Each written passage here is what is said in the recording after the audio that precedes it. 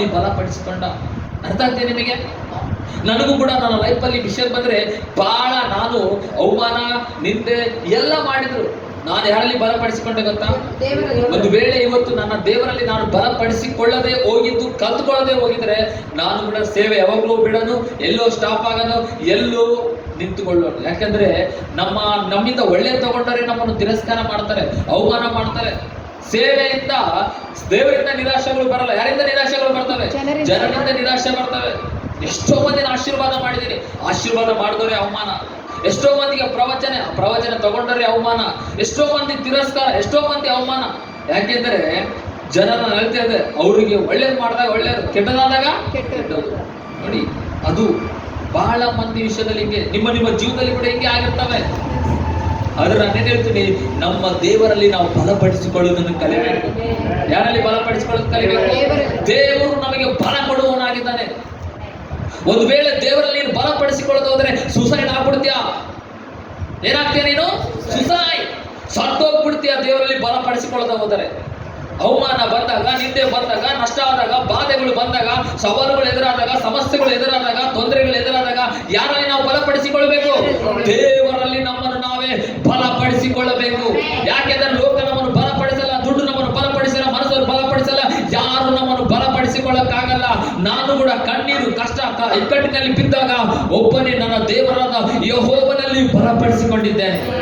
ಯಾಕೆಂದ್ರೆ ಯೆಹೋವನ ಬಲ ಅದ್ಭುತ ಕೊಡುವಂತ ಬಲ, ಯೆಹೋವನ ಬಲ ನಮ್ಮನ್ನು ಮೇಲೆತ್ತುವ ಬಲ, ಯೆಹೋವನ ಬಲ ಎಲ್ಲ ಇಕ್ಕಟ್ಟಿಂದ ಬಿಡಿಸುವಂತ ಬಲ. That is strength god. ಅರ್ಥ ಆಗ್ತದೆ ನಿಮಗೆ? ಅದು ದೇವರ ಬಲ. ನೋಡಿ, ಆ ಬಲ ನಾವು ಅನುಭವಿಸ್ಬೇಕು. ಇನ್ನೂ ಬಹಳ ವರ್ಷಗಳಲ್ಲಿ ನಾವು ಸೇವೆ ಮಾಡಿದ್ರೆ, ನಾವು ಇನ್ನೂ ಬಹಳ ದಿನ, ಇದು ಜಸ್ಟ್ 11 ವರ್ಷ ಮಾತ್ರ, ಇನ್ನೂ ಬಹಳ ಹೋಗ್ಬೇಕು. ನಾವೆಲ್ಲ ಸುಶೀಲ್ ಕೇಳ್ರಿ, ಮಧು ಕೇಳಿ, ಇಲ್ಲೇ ಕೂತ ಪ್ರತಿಯೊಬ್ರು ಕೇಳಿ. ಯಾಕಂದ್ರೆ ಸೇವೆ ಅಂದಾಗ, ಜನ ವಿಶ್ವಾಸಿ ಅಂದಾಗ ಅವಮಾನಗಳು ಬರ್ತಾ ಇರ್ತವೆ. ತಿರಸ್ಕಾರ ಮಾಡಿರ್ತಾರೆ, ಅವಮಾನ ಮಾಡಿರ್ತಾರೆ, ನಿಂದಿಸೋರು ಇರ್ತಾರೆ, ತಿರಸ್ಕಾರ ಮಾಡಿರ್ತಾರೆ. ಆ ಚರ್ಚ್ಗೆ ಯಾಕೆ ಹೋಗ್ತಿ ಅನ್ನೋರು ಇರ್ತಾರೆ, ಅಲ್ಲಿಗೆ ಯಾಕೆ ಹೋಗ್ತಿ ಅನ್ನೋರು ಇರ್ತಾರೆ, ಯಾಕೆ ಆ ದೇವರು ನಂಬಿದೆ ಅನ್ನೋರು ಇರ್ತಾರೆ. ಹೆಣ್ಣು ಸಿಗಲ್ಲ, ಮದುವೆ ಆಗಲ್ಲ, ಅದು ಆಗಲ್ಲ, ಇದಾಗಲ್ಲ, ಅವಮಾನ ಮಾಡಿರ್ತಾರೆ. ಆದ್ರೂ ಸೋತು ಹೋಗ್ಬೇಡಿ. ಯಾಕೆಂದ್ರೆ ನಾವು ದೇವರಲ್ಲಿ ಬಲಪಡಿಸಿಕೊಳ್ಬೇಕು. ಯಾರಲ್ಲಿ ಬಲಪಡಿಸಿಕೊಳ್ಬೇಕು? ಬಲಪಡಿಸಿಕೊಳ್ಬೇಕು ನಾವೆಲ್ಲ. ನಮಗೆ ನೀರು ಯಾರು? ದೇವರೇ. ಬೇರೆ ಯಾರು? ದೇವರೇ. ಬುಡ ಯಾರು? ದೇವರೇ. ನಮ್ಮ ಆಸೆಗಳು ಕಡಿಯಲ್ಪಟ್ಟಾಗಲು ನಮ್ಮನ್ನು ಬಲಪಡಿಸಿಕೊಳ್ಬೇಕಾಗಿದೆ. ಎಲ್ಲಿ? ದೇವರಲ್ಲೇ ಬಲಪಡಿಸಿಕೊಳ್ಬೇಕು. ಯಾರಲ್ಲಿ ಬಲಪಡಿಸಿಕೊಳ್ಬೇಕು? ದೇವರಲ್ಲೇ ಬಲಪಡಿಸಿಕೊಳ್ಬೇಕು. 24 hours ಪಾಸ್ಟರ್ ನಿಮಗೆ ಜೊತೆಗಿರಲ್ಲ, ಮಂಜು ಇವನ್ ನಿಮ್ ಜೊತೆಗಿರಲ್ಲ. ಇವತ್ತು ನಿಮಗೆ ಸಿಗ್ಬೋದು, ಇನ್ನು ಸ್ವಲ್ಪ ದಿನಗಳ ಸಿಗಲಾರ್ದಂಗೆ ಹೋಗ್ಬೋದು. ಅದಕ್ಕೆ ದೇವರಲ್ಲಿ ಬಲಪಡಿಸಿಕೊಳ್ಳುವ ಅಭ್ಯಾಸವನ್ನು ನಾವು ಮಾಡಿಕೊಳ್ಬೇಕು. ಯಾರಲ್ಲಿ ಬಲಪಡಿಸಿಕೊಳ್ಬೇಕು? ದೇವರಲ್ಲಿ ಬಲಪಡಿಸ್ಕೊಳ್ಳಿ. ನಮ್ಮ ಅತ್ತೆ ಅದಾಳ, ಅವ್ರು ನಾನು ಫೋನ್ ಮಾಡ್ತೀನಿ. ನಮ್ಮ ಅಕ್ಕ ಅದಾಳ, ಅವ್ರಿಗೆ ನಾನು ಫೋನ್ ಮಾಡ್ತೀನಿ. ನಮ್ಮ ಅಣ್ಣ ಅದ, ನಾನು ಫೋನ್ ಮಾಡ್ತೀನಿ. ಅರ್ಥ ಆಗ್ತದೆ ನಿಮಗೆ? ಸೇವಕರಿಗೆ ಫೋನ್ ಮಾಡಿ ಮಾತಾಡೋದು ಬೇರೆ, ಅವ್ರಿವ್ರಿಗೆ ಮಾತಾಡಿ ಬಲ ತಗೊಳ್ಳೋದು ಬೇರೆ. ಕ್ರಿಸ್ತನಲ್ಲಿ ಬಲಪಡಿಸೋರು ಸೇವಕರು ಮಾತ್ರ ಬಲಪಡಿಸ್ಬೋದು. ನಿಮ್ಮ ವಾಕ್ಯ ಹೇಳಿ. ಹಲ್ಲೆಲೂಯಾ. ಯಾರು ನಿಮ್ಮನ್ನು ಬಲಪಡಿಸಕ್ಕಾಗಲ್ಲ, ಯೆಹೋವನು ಮಾತ್ರ ನಿಮ್ಮನ್ನು ಬಲಪಡಿಸ್ತಾನೆ. ಎಲ್ಲರೂ ಕೈ ಕೊಡ್ತಾರೆ ದೇವಜನವೇ. ಈ ಲೋಕದಲ್ಲಿ ಒಬ್ಬರು ಸ್ಟ್ಯಾಂಡರ್ಡ್ ಆಗಿರಲ್ಲ. ನಂಬಿದವರೇ 100% ಕೈ ಕೊಡ್ತಾರೆ. ಹಲ್ಲೆಲೂಯಾ. ಇಲ್ಲಿ ಸೇವಕನಾದ ದಾವೀದನಿಗೆ ಅದೇ ಆಗಿತ್ತು ಮೇನ್.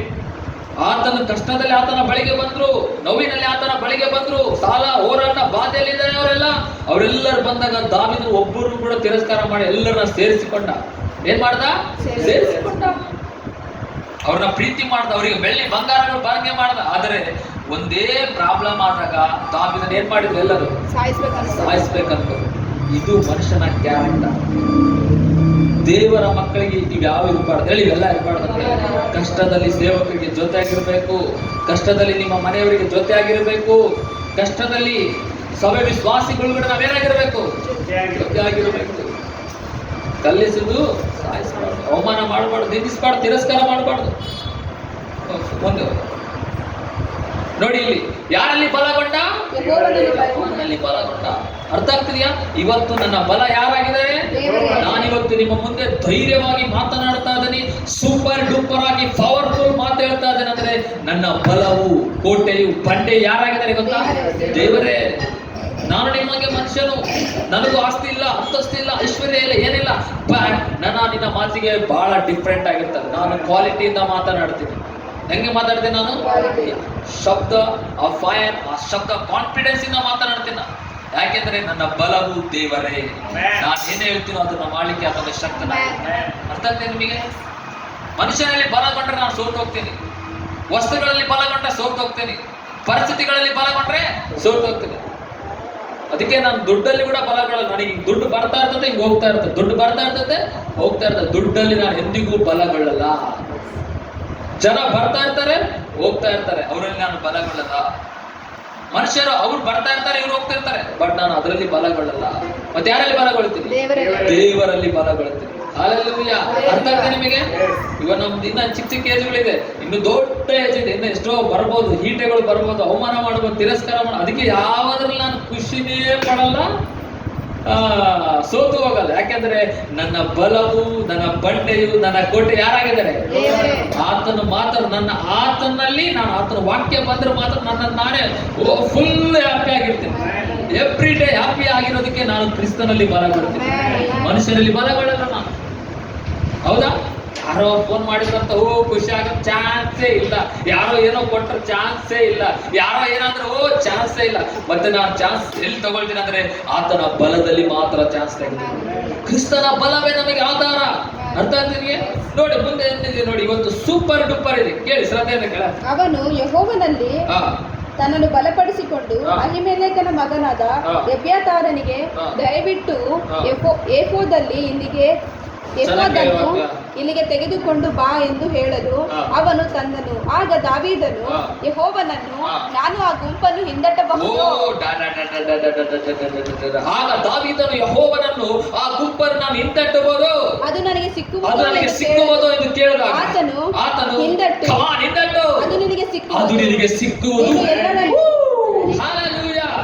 ನೋಡಿ ಇಲ್ಲಿ ದೇವ್ರ ಬಗ್ಗೆ ನಾನು ಇನ್ನೂ ಪಿಕ್ಚರ್ ಕ್ಲಾರಿಟಿ ತೋರಿಸ್ತೀನಿ ನೋಡಿ. ಇಲ್ಲಿ ದಾವೀದನ ಏನ್ ಮಾಡ್ತಾ ಇದ್ದಾನೆ? ಯೆಹೋವನನ್ನು ಧರಿಸಿಕೊಂಡು, ಅಲ್ಲಿ ಏನಿಲ್ಲ ಆತನಲ್ಲಿ, ಎಲ್ಲ ಬೂದಿ ಇದೆ. ಏನ್ ಮಾಡ್ತಾ ಇದೆ? ಎಲ್ಲ ಬೂದಿ. ಆ ಬೂದಿಯಲ್ಲಿ ಕುತ್ಕೊಂಡು ಕೇಳ್ತಾ ಇದ್ದಾನೆ, ಯೆಹೋವನೇ, ನನ್ನಿಂದ ಇದು ಖಾಲಿ ಆಯ್ತು, ನನ್ನಿಂದ ಅದು ಹೋಯ್ತು, ಅದು ಕಿತ್ಕೊಂಡು ಹೋದ್ರು, ಅದನ್ನು ನಾನು ಹಿಂದಟ್ಟಬಹುದು, ಅದು ನನಗೆ ಸಿಕ್ಕುವುದು ಅಂತ ಕೇಳ್ತಾ ಇದ್ದಾನೆ. ಏನಂತ ಹೇಳ್ತಾ ಇದ್ದಾನೆ?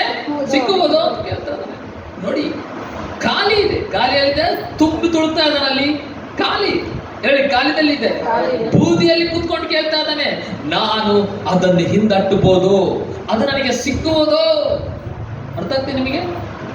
ಅದು ನಾನು ಹಿಂದಟ್ಟಬಹುದು, ಅದು ನನಗೆ ಸಿಕ್ಕುವುದು ಅಂತ ಕೇಳ್ತಾ ಇದ್ದಾನೆ. ಎಲ್ಲಿ ಕೂತ್ಕೊಂಡು ಕೇಳ್ತಾ ಇದ್ದಾನೆ? ಬೂದಿಯಲ್ಲಿ, ತಳ್ಳಲ್ಪಟ್ಟ ವಾತಾವರಣದಲ್ಲಿ, ಏನು ಇಲ್ಲ, ಆಪ್ಷನ್ ಸಾಯಿಸ್ತಾ ಇದ್ದಾರೆ, ಮುಂದೆ ಏನ್ ಮಾಡ್ಬೇಕು ಗೊತ್ತಿಲ್ಲ, ಬಹು ಇಕ್ಕಟ್ಟಿನಲ್ಲಿ ಕೂತು ಕೇಳ್ತಾ ಇದ್ದಾನೆ, ನಾನು ಕಳೆದುಕೊಂಡಿದ್ದನ್ನು ಹಿಂದಟ್ಟಬಹುದು.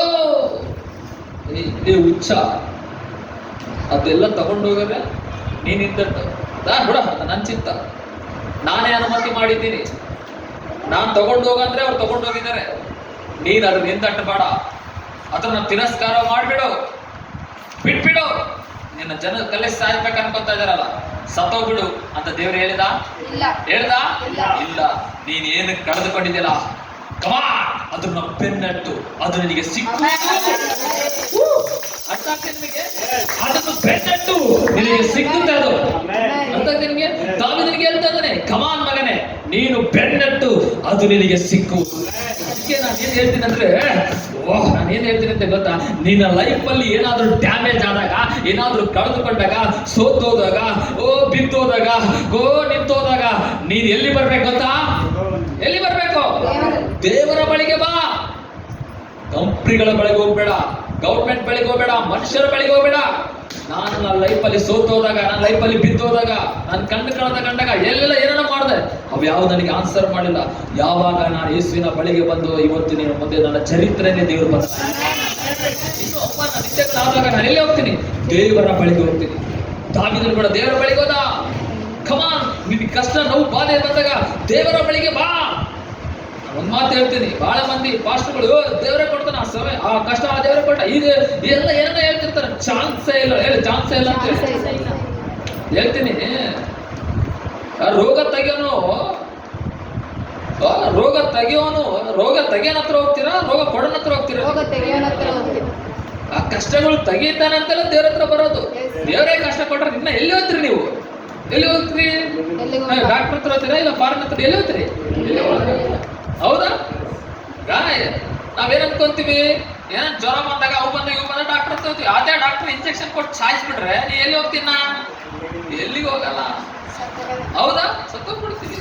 ಅದಕ್ಕೆ ದೇವರು ಎಂದಿಗೂ ನಿನ್ನ ತೆಗೆದುಕೊಳ್ಳಲ್ಲ, ನಿನ್ನಿಂದ ಬಿಟ್ಕೊಡಲ್ಲ ದೇವರು. ಅರ್ಥ ಆಗ್ತದೆ ನಿಮಗೆ? ನಿನ್ನಿಂದ ಏನು ತೆಗೆದುಕೊಳ್ಳಲ್ಲ, ಏನು ನೀನ್ ಕಳ್ಕೊಳಕ್ ಇಷ್ಟಪಡಲ್ಲ ದೇವರು. ನೀನ್ ಏನು ಪಡ್ಕೊಳ್ಬೇಕಂತ ಇಷ್ಟಪಡ್ತೀಯಲ್ಲ ಅದನ್ನೇ ದೇವ್ರು ಕೊಡೋದು. ಅರ್ಥ ನಿಮಗೆ? ಇವತ್ತು ನಿಮಗೆ ಆ ಮರ ಯಾಕೆ ಚಿಗುರು ಹಾಕುತ್ತೆ ಅದರ ಅರ್ಥ ಹೇಳ್ತೀನಿ, ಓಕೆನಾ? ನೋಡಿ, ಅದಕ್ಕೆ ದೇವ್ರ ಅಂತವನಲ್ಲ ಹೇಳಿ, ದೇವ್ರ ಅಂತವನಲ್ಲ. ನೀನೇನ್ ಕಳ್ಕೊಂಡ್ಯಾ, ಹೋಗ್ಲಿ ಬೆಳೆ ನನ್ ಚಿಂತ, ಚಾನ್ಸೇ ಇಲ್ಲ. ನಿನಗೆ ಹಂಗಾಯ್ತಾ, ಅದು ದೇವ್ರ ಚಿಂತ ಅಲ್ಲ. ನಿನಗೆ ಇದಾಯ್ತು, ಅದು ಓಕೆ, ನೀನು ಬಿಟ್ಕೊಡ್ಬೋದು, ಅದ್ರ ದೇವ್ರು ಬಿಟ್ಕೊಡಲ್ಲ. ದೇವ್ರು ಬಿಟ್ಕೊಡೋದು, ದೇವ್ರು ನನಗೆ ಹಿಂಗಾಯ್ತು ಆಗ್ಲಿ ಬಿಡ ನನ್ನ ಅನುಮತಿ ಅಂತ ದಾವಿದನಿಗೆ ಇಲ್ಲಿ ಏನು ಹೇಳಿಲ್ಲ. ಏನ್ ಹೇಳ್ತದೆ ನನಗೆ ಗೊತ್ತಾ? ನೀನು ಹೋಗು, ಅದನ್ನ ಬೆನ್ನಟ್ಟ ಅಂತ ಅಂದ್ರೆ ಏನಂತಂದ್ರೆ ಏನಮ್ಮ ಏನಂತದ್ದು? ಅದು ಹಿಂದಟ್ಲ ಅಂತ ಕೇಳುವಾಗ ಕಮಾನ್ ಹಿಂದಟ್ಟು, ಅದು ನಿನಗೆ ಸಿಕ್ಕುವುದು. ಏನಂದ್ರೆ ಸಿಗಲ್ಲ ಅಂತ ಹೇಳೇನ? ಟ್ರೈ ಮಾಡಂತ ಹೇಳೇನ? ಸಿಗ್ಬೋದು ಅಂತ ಹೇಳೇನ? ಮನುಷ್ಯರು ಹೇಳ್ಬೋದು, ಅದು ಎಲ್ಲಿ ಮನುಷ್ಯರು ಹೇಳ್ಬೋದು. ಹೌದಾ ಇಲ್ಲ? ಏನಂತಾರೆ? ಕಮನ್ ಟ್ರೈ ಮಾಡು, ಸಿಕ್ಕರೆ ಸಿಗಬಹುದೇನೋ ನಿನಗೆ ಅಂತ ಹೇಳಿದ. ಸಿಗುತ್ತೆ, ಕಮಾನ್ ಬೆನ್ನಟ್ ಅಂತ. ಎಷ್ಟು ಮಂದಿಗೆ ಅರ್ಥ ಆಯ್ತು? ಎಷ್ಟು ಮಂದಿಗೆ? Don't give up. ನಿನ್ನ ಆಸೆಗಳನ್ನು ಬಿಟ್ಕೊಡ್ಬೇಡ, ನಿನ್ನ ಕನಸುಗಳನ್ನು ಬಿಟ್ಕೊಡ್ಬೇಡ, ನಿನ್ನ ಗುರಿಯನ್ನು ಬಿಟ್ಕೊಡ್ಬೇಡ, ನಿನ್ನ ಹೆಲ್ತ್ ಅನ್ನು ಬಿಟ್ಕೊಡ್ಬೇಡ. ನಿನ್ನ ಲೈಫ್ ಅಲ್ಲಿ ಏನು ಕಳ್ಕೊಂಡಿದೆಯಲ್ಲ ಅವೆಲ್ಲವೂ ಹಿಂತಿರುಗಿ ದೇವರು ಬರಕ್ ಮಾಡ್ತಾರೆ. ನಾನು 11 ವರ್ಷದ ಸೇವೆಯಲ್ಲಿ ಇದ್ದೀನಿ. ನನ್ನ ತಾತ ಮುತ್ತಾದ್ರಿಂದ ನಾನು ಏನು ಕಳ್ಕೊಂಡಿದ್ದೀನೋ ಅವೆಲ್ಲವನ್ನು ದೇವ್ರು ರಿಟರ್ನ್ ಮಾಡ್ತಾ ಇದ್ದಾರೆ. ನಮ್ಮ ತಾತ ಮತ್ತೆ ಆಸ್ತಿ, ಅವೆಲ್ಲ ಆಸ್ತಿ ನನಗೆ ಬರ್ಬೇಕಷ್ಟೇ. ಐಶ್ವರ್ಯವಂತ ನಮ್ಮ ತಾತ, ಅವೆಲ್ಲ ನನಗೆ ಬರ್ಬೇಕಷ್ಟೇ. ನಮ್ಮ ತಂದೆ ಕುಡಿದಿಂದ ಏನು ಹಾಳು ಮಾಡಿದ್ರು ಅವೆಲ್ಲ ರಿಟರ್ನ್ ಆಗ್ಬೇಕಷ್ಟೇ. ಯಾರಿಗಾರ ಬರವಿದೆಯಾ ನಿಮಗೆ? ಬರವಿದೆಯಾ ತಾತನಿಗೂ? ಅವೆಲ್ಲವನ್ನು ದೇವ್ರು ರಿಟರ್ನ್ ಮಾಡ್ತಾರೆ. ನೀನ್ ಬಿಟ್ಕೊಡ್ತೀನೋ ಬಿಟ್ಕೊಡೋ, ನಾನು ಮಾತ್ರ ಬಿಟ್ಟುಕೊಡೋದೇ ಇಲ್ಲ. ನಾನು ಬೆನ್ನಟ್ಟುತ್ತಾ ಇದ್ದೀನಿ, ಎಲ್ಲವೂ ರಿಟರ್ನ್ ಆಗ್ತಾ ಇದೆ ನನಗೆ. ಆ ಸಮೃದ್ಧಿ ರಿಟರ್ನ್ ಆಗ್ಬೇಕು, ಐಶ್ವರ್ಯ ವಾಪಸ್, ಆ ಸಂತೋಷ ವಾಪಸ್, ಆ ಸಮೃದ್ಧಿ ವಾಪಸ್. ನಾನು ಇದುವರೆಗಾಗಿ ಕಳೆದುಕೊಂಡಿದ್ದು ಪ್ರತಿ ಬಂದು ಬರಲೇಬೇಕು ವಾಪಸ್. ಅದು ನನ್ನ ದೇವರು, ಅದು ನನ್ನ ದೇವರು. ಗಿವ್ ಅಪ್, ಬಿಟ್ಟುಕೊಡ್ಬೇಡಿ ಹೇಳಿ, ಬಿಟ್ಕೊಡ್ಬೇಡ ಅಂತ ಹೇಳು. ಅರ್ಥ ಆಗ್ತದೆ ನಿಮ್ಗೆ? ಎಷ್ಟು ಮಂದಿಗೆ ಅರ್ಥ ಆಗ್ತಿದೆ? ಬಹಳ ಮಂದಿ ತಲೆನೋವು ಬಂದಿದೆ, ಇದರಲ್ಲೇ ಸತ್ತೋಗ್ಬಿಡುತ್ತೆ, ಇದರಲ್ಲೇ ಆರೋಗ್ಯ ಸರಿಯಾಗಿಲ್ಲ, ಆ ದುಡ್ಡು ಕಳೆದೋಯ್ತು, ಅದು ಕಳೆದೋಯ್ತು, ಇದು ಕಳೆದೋಯ್ತು. ದೇವ್ರ ಚಿಂತ ಇವೆಲ್ಲ. ಯಾರ ಚಿಂತ? ಯಾರು ಹೇಳಿದ್ರು ದೇವ್ರ ಚಿಂತ ಅಂತ? ಬೈಬಲ್ ಅಲ್ಲೇ ಇಲ್ಲ. ನೀವ್ ಅದಕ್ಕೆ ಅನ್ಕೊಂತ ಇರೋದು ದೇವ್ರ ಚಿಂತ ಅಂತ. ಯಾವ ಮಾಸ್ಟರ್ ಹೇಳಿದ್ರೆ ಆ ಮಾಸ್ಟರ್ ಸರಿಯಾಗಿ ತಿಳ್ಕೊಂಡಿಲ್ಲ ದೇವ್ರನ್ನ. ಬೈಬಲ್ ಕಾಲೇಜ್ ಮಾಡ್ಯಾರ. ಬೈಬಲ್ ಕಾಲೇಜ್ ಮಾಡೋದು ದೊಡ್ಡದಲ್ಲ, ಪರಿಶುದ್ಧಾತ್ಮ ತಿಳ್ಕೊಳ್ಳೋದು ದೊಡ್ಡದು. ಬೈಬಲ್ ಅಲ್ಲಿ ಎಲ್ಲಿದ್ಯಾ ನಾನು ರೋಗ ಮಾಡ್ತೀನಿ ದೇವ್ರ ಚಿಂತ ಅಂತ? ಚಾನ್ಸೇ ಇಲ್ಲ. ಇಲ್ಲಿ ನೋಡಿ ಏನ್ ಹೇಳ್ತಾರೆ ಗೊತ್ತಾ? ಅವ್ರು ಅದರಿಂದ ನಾನು ಅದು ನಾನು ಬೆನ್ನಟ್ಲು, ನನಗೆ ಅದು ಸಿಗುತ್ತಾ? ಏನಪ್ಪ ಹಿಂದಟ್ಲಾ, ನನಗೆ ಸಿಗುತ್ತಾ? ಕಮಾನ್ ಸಿಗುತ್ತಾ ಅಂತ ಹೇಳ್ತಾರೆ. ಇದೇನೋ ಇಲ್ಲ ಇಲ್ಲಿ. ಅದಕ್ಕೆ ಏನ್ ಹೇಳ್ತದೆ, ನಿನ್ನ ಆರೋಗ್ಯ ಕಳ್ಕೊಂಡಿದ್ಯಾ, ಅದು ವಾಪಸ್ ಬರ್ಬೇಕು. ದೊಡ್ಡ ಜನಾಂಗದಲ್ಲಿ ಟೀಚ್ ಮಾಡೋದು ನಿಮ್ಮ ಮಧ್ಯದಲ್ಲಿ ಹೇಳ್ತಾ ಇದ್ದೀನಿ ನಾನು. ಕ್ಯಾನ್ಸರ್ ಇಲ್ಲ, ಇಲ್ಲಿ ಯಾವುದು ರೋಗ ಇಲ್ಲ, ಸಮಸ್ಯೆಗಳು ನಿಮಗೇನ? ನೀವು ಚಿಕ್ಕದೇ ಹೌದಾ ಇಲ್ಲ? ಚಿಕ್ಕವೇ ನಿಮಗೆ ಸಾಕು. ಜ್ವರ, ಕೆಮ್ಮು, ನೆಗಡಿ ಚಿಕ್ಕ ನಿಮಗೆ ಏನೋ ಸ್ವಲ್ಪ ದುಡ್ಡು ಅಷ್ಟೇ, ಅಷ್ಟು ಬಿಟ್ಟು ಬೇರೆ ಏನಿಲ್ಲ ಅಲ್ವಾ? ಬಹಳ ಮಂದಿಗೆ ಕ್ಯಾನ್ಸರು, ಅವು ಇವು ಎಲ್ಲ ಆರೋಗ್ಯ ಕಳ್ಕೊಂಡಿರ್ತಾರೆ, ಸಮಸ್ಯೆಗಳಿರ್ತಾರೆ, ಬಾಧೆಗಳಿರ್ತಾರೆ, ಡಿವೋರ್ಸ್. ಹೇಳ್ಬಾರ್ದು. ಇವೆಲ್ಲ ಮುಂದಿನ ದಿನಗಳು ಇವೆಲ್ಲ ಟ್ರೈನಿಂಗ್ ಕೊಡ್ತಾರೆ. ಮುಂದಿನ ದೊಡ್ಡ ಜನಾಂಗಗಳಲ್ಲಿ ಏನು ಕಳ್ಕೊಂಡಿರ್ತಾರೆ ಅವೆಲ್ಲ ರಿಟರ್ನ್ ಬರ್ಲೇಬೇಕು. ಅದಕ್ಕೆ ನಾವ್ ಏನ್ ಮಾಡ್ಬೇಕಂದ್ರೆ ಅದನ್ನ ಹಿಂದಟ್ಟಬೇಕು. ಹಿಂದಟ್ಟಬೇಕಂದ್ರೆ ಹೇಗೆ ಹಿಂದಟ್ಟೋದು? ನಾನು ಮರ ಕಡಿಯಲ್ಪಟ್ಟರು ಚಿಗುರ್ತೇನಂತ ಅದಕ್ಕೆ ನಿರೀಕ್ಷೆ ಇರ್ತದೆ. ನಿನ್ನ ನಿರೀಕ್ಷೆಯನ್ನು ಬಿಟ್ಕೊಡ್ಬೇಡ, ನಿರೀಕ್ಷೆ ಬಿಟ್ಕೊಡ್ಬೇಡ. ಅಲ್ಲಿ ದಾವಿದನು ಅದ್ರ ಸುಮ್ಮನೆ ಆಗಿದ್ರೆ ಆ ಹೆಂಡತಿ ಮಿಸ್ ಆಗ್ತಿದ್ರು, ಅಂತಸ್ತು ಮಿಸ್ ಆಗ್ತಿದ್ರು, ಆತನ ಸೇವಕರ ಹೆಂಡತಿ ಮಕ್ಕಳೆಲ್ಲ ಏನಾಗ್ತಿದ್ರು ಮಿಸ್ ಆಗ್ತಿದ್ರು. ಆದರೆ ದೇವರಲ್ಲಿ ತನ್ನನ್ನು ಬಲಪಡಿಸಿಕೊಂಡು ನಾನು ಹಿಂದಟ್ಲಾ ಅಂತ ಹೇಳಿದಾಗ ಕಮಾನ್ ಅಂತ ಹೇಳ್ತಾರೆ ದೇವರು. ಹಿಂದಟ್ಟು ನಿನಗೆ ಸಿಗುತ್ತೆ ಅಂತ ಹೇಳಿದನ. ಅದಕ್ಕೆ ಈ ನಂಬಿಕೆ ಲೋಕದಲ್ಲಿ ನೀವು ಪ್ರವೇಶ ಮಾಡಿ ನಿನಗೆ ಬೇಕಾದ್ದನ್ನು ನೀನು ವಶ ಮಾಡಿ ಸಮೃದ್ಧಿ ಕಮಾನ್ ಅಲ್ಲಿ ಅರ್ಥ ಆಗ್ತದೆ. ನೋಡಿ ನಾನು ಏನ್ ಹೇಳ್ತೀನಿ ಅಂದ್ರೆ ನನ್ನ ಸೇವೆ ಸ್ಟಾರ್ಟ್ ಮಾಡುವಾಗ ನನಗೂ ಬೇಡ ಅಂದ್ರು, ನನಗೆ ಅವಮಾನ ಆದಾಗ ನಾನೇ ನಿಲ್ಲಿಸ್ಬೇಕು ಅನ್ಕೊಂಡೆ, ಓಕೆನಾ. ಕೆಲವ್ರು ಬೇಡ ಅಂದ್ರು. ಆದ್ರೆ ಆ ನಂಬಿಕೆ ಏನ್ ಮಾಡುತ್ತಂದ್ರೆ ಅದು ಸ್ಟಾರ್ಟ್ ಮಾಡುತ್ತೆ. ನಂಬಿಕೆ ಸ್ಟಾರ್ಟ್ ನಂಬಿಕೆ ಮಾಡುತ್ತೆ. start ಮಾಡುತ್ತೆ. ನಂಬಿಕೆಯಿಂದ ಸ್ಟಾರ್ಟ್ ಮಾಡುವಾಗ ಲೋಕವು ಹಿಂದೆ ಶಿಲುಬೆಯು ಮುಂದೆ ಯೇಸು ಸುರಿಸಿದ ರಕ್ತದಿಂದ ನಾ ಬಿಡುಗಡೆ ಹೊಂದಿರುವೆ. ಅಲ್ಲೇ ಅರ್ಥ ಆಗ್ತೀಯಾ? ಯೇಸುವಿನ ಹಿಂದೆ ನಾನು ತಿರುಗಿ ನೋಡಲಾರೆ, ತಿರುಗಿ ನೋಡಲಾರೆ. ಯೇಸುವಿನ ಹಿಂದೆ ನಾನು ನಡೆದೆ, ತಿರುಗಿ ನೋಡಲಾರೆ, ತಿರುಗಿ ನೋಡಲಾರೆ. ಲೋಕವು ಹಿಂದೆ ಶಿಲುಬೆಯು ಮುಂದೆ, ಲೋಕವು ಹಿಂದೆ ಶಿಲುಬೆಯು ಮುಂದೆ ಯೇಸು ಸುರಿಸಿದ ರಕ್ತದಿಂದ ಬಿಡುಗಡೆ ಹೊಂದಿರುವೆ. ಯೇಸು ಸುರಿಸಿದ ರಕ್ತದಿಂದ ಬಿಡುಗಡೆ ಹೊಂದಿರುವೆ.